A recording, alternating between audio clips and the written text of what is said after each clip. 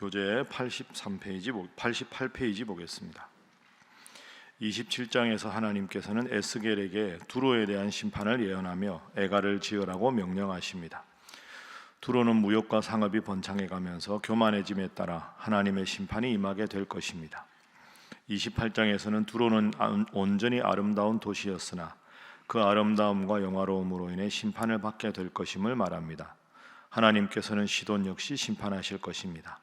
그러나 여러 민족 가운데 흩어져 있는 이스라엘 백성은 다시 약속의 땅으로 모으실 것입니다.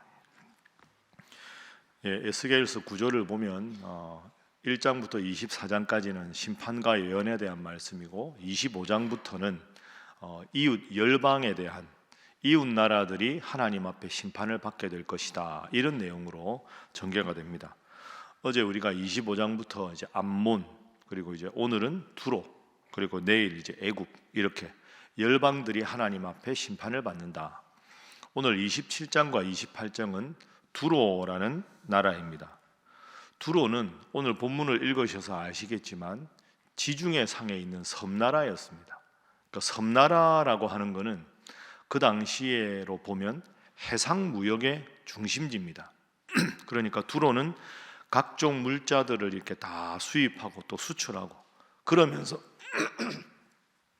해상 무역을 해서 아주 돈을 많이 벌어서 부자, 작지만 아주 부자 나라가 두로였습니다.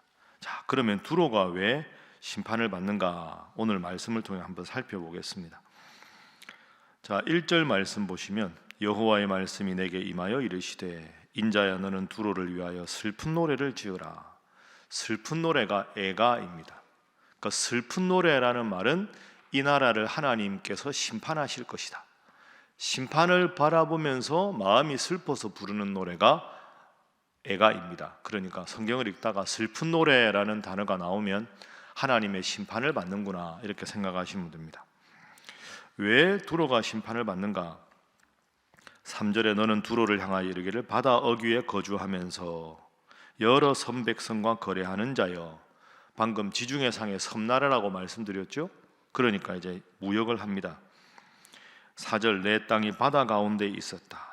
그러면 두로라는 나라가 어떤 무역을 했는가? 5절 보시면 스닐의 잣나무로 너의 판자를 만들었다. 레바논의 백향목. 6절에 바산의 상수리나무, 그리고 기띔섬 황양목. 6, 7절에 애굽에 수놓은 가는 배. 8절에 시돈과 아르와 주민들이 사고. 그러니까 이 27장을 쭉 읽어보면 두로가 그 당시에 무역하던 나라가 총 이름이 25나라가 나옵니다. 그리고 품목은 40개 품목입니다. 그 두로라는 나라는 바다 한가운데 있는 섬나라이기 때문에 자기들이 잘한 게 아니고 그냥 섬나라니까 배 타고 왕래하면서 모든 나라 사람들이 두로에 와서 물건도 팔고 물건도 사고 그러면서 그 두로라는 나라가 저절로 부흥하게 된 겁니다. 두로가 잘한 게 하나도 없고 하나님이 위치를 좋은데 나라를 만들게 하시고 그 일 때문에 25나라 40개 품목들이 자꾸 이렇게 왕래가 되면서 숙박업도 잘 되고 요즘 말로 하면 요식업, 식당도 잘 되고 그러면서 중개무역하면서 차액을 받아들이고 그러다 보니까 나라가 저절로 아주 부강한 나라가 된 것. 그런데 이들이 하나님 앞에 심판을 받습니다. 돈 많이 버는 게 죄가 아니지 않습니까? 그럼 왜 두로라는 나라가 잘 사는 나라가 되었는데 부자 나라가 되었는데 심판을 받느냐? 28장 2절에 오늘 제일 중요한 요절입니다. 28장 2절 말씀, 자 우리 함께 읽어봅니다. 시작. 인자야 너는 두로 왕에게 이르기를 주 여호와께서 이같이 말씀하시되 내 마음이 교만하여 말하기를 나는 신이라 내가 하나님의 자리 곧 바다 가운데에 앉아있다 하도다. 내 마음이 하나님의 마음 같은 채 할지라도 너는 사람이요 신이 아니거늘. 아멘.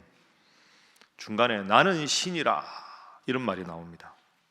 내가 하나님의 자리에 앉아있다. 하나님 말씀하시죠. 너는 사람이요 신이 아니라. 교만해진 겁니다. 우리가 제일 잘 아는 단어로 하면. 그러니까 지금 두로라는 나라가 부자 나라가 되고 잘 되는 이유는 하나님이 두로라는 나라를 섬나라로 만들어 주시고 이웃 나라들이 두로를 중심으로 무역하게 만들어 주셨기 때문에 두로는 은혜로 부자 나라가 된 겁니다. 두로라는 나라가 잘한 게 하나도 없습니다. 그런데 가만히 있어도 돈이 많아지고 각종 물건들이 와서 교역이 되고 많은 나라 사람들이 오다 보니까 점점 나라가 힘이 세지니까 나도 모르게 하나님의 은혜라는 것을 잊어버리고 나는 신이라, 내가 하나님의 자리에 앉아있다, 내가 잘해서 이 모든 것을 누리는 줄 알고 기고만장하고 교만해져서 하나님의 은혜를 잊어버린 경우가 되는 겁니다. 여러분, 그래서 이 두로는 하나님의 은혜로 잘 되었는데 그 은혜를 잊어버리고 교만해진 오늘 현대 기독교인들의 모습 중에 내 모습은 아닌가, 이걸 돌아보기 위해서 하나님이 오늘 본문을 우리에게 읽게 하신 거죠. 그래서 오늘 첫 번째 기도 제목은 늘 하나님의 시각에서 나를 보게 하소서 하는 것입니다. 늘 하나님의 시각에서 나를 보는 것. 하나님이 왜 이렇게 우리나라를 잘 되게 만들어 주셨나? 가만히 보니 내가 잘한 게 없는데 하나님이 이 모든 걸 주셨구나. 그러니까 내 삶을 내가 잘해서 주위에 누가 도와주어서 상황이 저절로 좋아져서 운이 좋아서 그게 아니라 항상 하나님께서 내 삶을 인도하시고 이 나라를 운행하신다. 그럼 하나님 보시기에 내가 지금 어떤 마음을 가져야 하는가? 은혜로 받았으니 더 베풀고 더 겸손하고 더 섬기라고 하나님이 주신 것을 나는 신이라, 내가 하나님의 자리에 앉으리라, 이런 교만한 모습 오늘 나에게 없는가 생각하고 하나님이 여러분이 주신 것에 그저 은혜라고 감사하고 열심히 섬기고 주님 은혜 안에 살아가는 여러분 되시기를 주님 이름으로 축복합니다. 그래서 제가 여러분들과 말씀 나누면서 많은 말씀을 나누었지만 두로는 지금 이제 부자 나라가 되었습니다.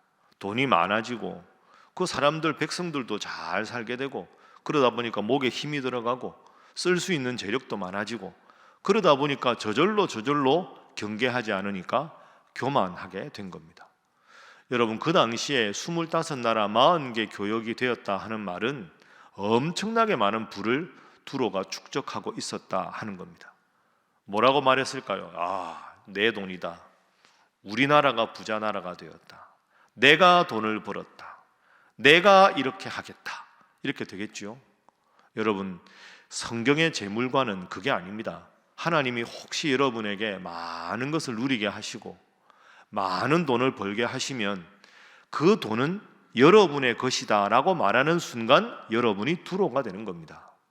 하나님이 나에게 이 많은 것을 주신 이유는 하나님 원하시는 데 사용하라고, 선용하라고 하나님이 나에게 맡기신 것이다. 따라합니다. 소유, 청지기. 물건에 대해서, 물질에 대해서 우리가 소유권이 있는 게 아니고요, 청지기인 겁니다. 하나님이 나에게 내가 원하는 대로 내가 사용하라 하고 맡기신 것이지요. 청지기라는 말은 내가 소유자가 아니라 내가 하나님 것을 받았으니 소유자는 하나님이시고 소유자이신 하나님 보시기에 기쁘게 사용한다. 이게 청지기고, 내가 돈을 많이 벌었으니 내가 했다. 오늘 본문처럼 그게 잘못입니다. 그래서 두 번째 기도 제목은 재물에 대하여 청지기 의식을 갖게 하소서 하는 것입니다. 재물에 대하여 청지기 의식을 갖게 하소서. 소유자가 아니라 청지기다. 자식도 마찬가지죠. 이런 말 있지 않습니까? 자녀 교육의 가장 중요한 목표는 나에게서 잘 떠나보내는 것이다. 자녀를 왜 잘 키워야 합니까? 잘 키워서 영적으로 독립하고 하나님 은혜에 감사하는 자녀가 되어서 분가해서 또 다른 영적으로 독립하게 하기 위한 거죠. 평생 자녀를 끼고 살 수 없습니다.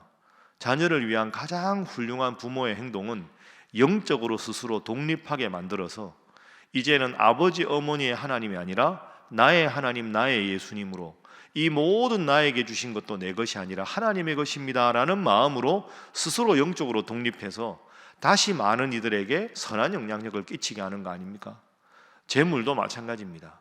여러분, 혹시 하나님 여러분에게 은혜를 베푸셔서 많은 것을 누리게 하면 이것은 내가 소유한 것이 아니고 이것을 통해서 하나님은 어떻게 기쁘게 사용하기를 원하시는가?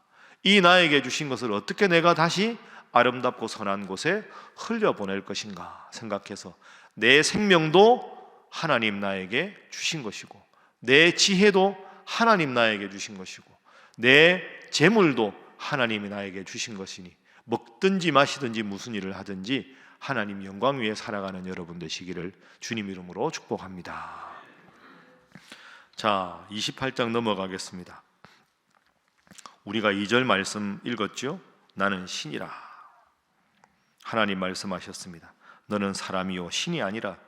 3절부터 보지요. 내가 다니엘보다 지혜로워서 은밀한 것을 깨닫지 못할 것이 없다 하고, 교만의 징표입니다. 내 지혜와 총명으로 재물을 얻었으며 금과 은을 곳간에 저축하였으며 내 큰 지혜와 내 무역으로 재물을 더하고 그 재물로 말미암아 너의 마음이 교만하였도다. 자, 6절 말씀 함께 읽어봅니다. 시작. 그러므로 주 여호와께서 이같이 말씀하셨느니라. 내 마음이 하나님의 마음 같은 채 하였으니. 아멘. 너의 마음이 하나님의 마음 같은 채 하였다.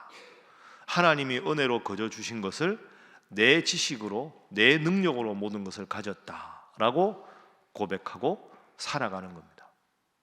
그런 거 보면 하나님 앞에 신앙은 이것밖에 안 되는데 이만큼 돈을 많이 버는 게 복이 아니고 저주일 수 있습니다. 그렇죠? 내가 가진 수준만큼, 내가 가진 신앙만큼 사는 것, 그게 사실은 복입니다. 두로라는 나라가 아주 작은 나라거든요. 섬나라인데. 그런데 갑자기 이렇게 기고만장해진 겁니다. 평생 우리가 이렇게 기도해야 되지 않겠습니까? 세 번째 기도 제목입니다. 오직 겸손하게 하소서 하는 것입니다. 오직 겸손하게 하소서. 오직 겸손하게 하소서. 자, 28장 14절 마지막으로 읽어보겠습니다. 28장 14절 함께 읽습니다. 시작.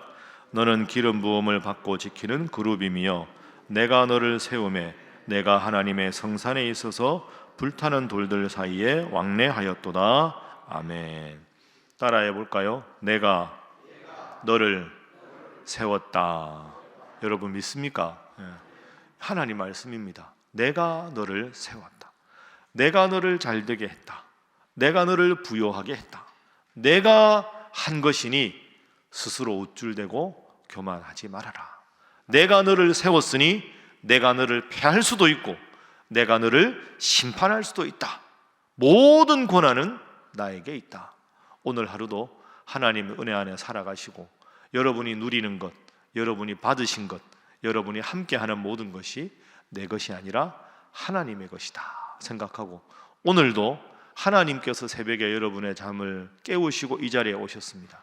여러분의 입술로, 하나님이 내 입술로 무엇을 기도하기를 원하시는가? 하나님이 오늘 이 말씀을 붙잡고 어떻게 살아가기를 원하시는가? 너는 내 것이라 말씀하신 하나님 앞에 14절 붙잡고 영광을 하나님께 돌리는 여러분의 삶이 되기를 주님 이름으로 축복합니다. 여러분, 오늘 이 세 가지로 기도해 주시고, 제가 오늘 이따가 포항에 갑니다. 포항에 갔다가 이제 밤에 오는데요.